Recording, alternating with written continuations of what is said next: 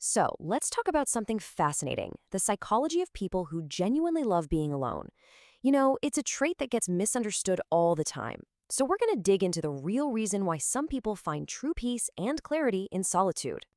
I mean, think about it. We're always pushed to be social, to be connected. But some people don't just put up with being alone, they actually prefer it. It kind of goes against what we think of as normal, right? So, what's really going on inside their heads? Well, the first thing we have to get straight is that our whole view of solitude is often based on a giant misconception. We see someone by themselves, and our brains just immediately start making assumptions. Okay, let's just tackle this misconception head on. Because, most of us are wired to want company, we tend to see solitude as a negative thing, something you should avoid. But that is definitely not the whole story. And just look at this. The gap between the myth and the reality is huge. We assume a person who's alone must be lonely or shy or maybe even hiding from the world.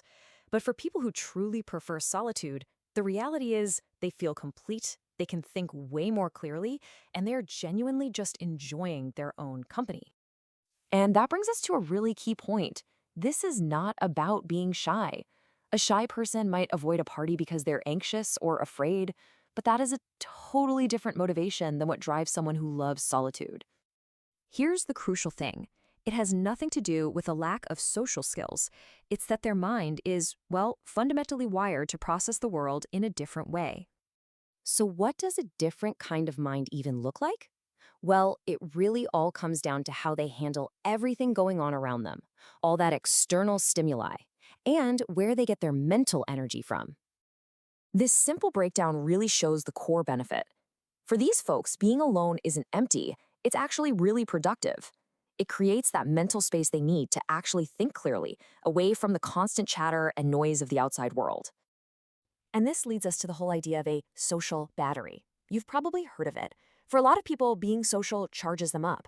But for those who love solitude, it is the exact opposite. And let's be super clear here: it's not that they dislike people at all.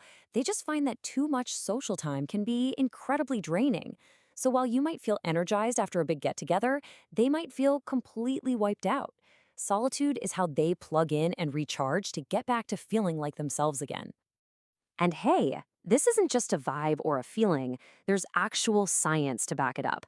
Studies show a real, measurable difference. Their brains are literally calmer and less agitated when they're in a quiet, solitary environment.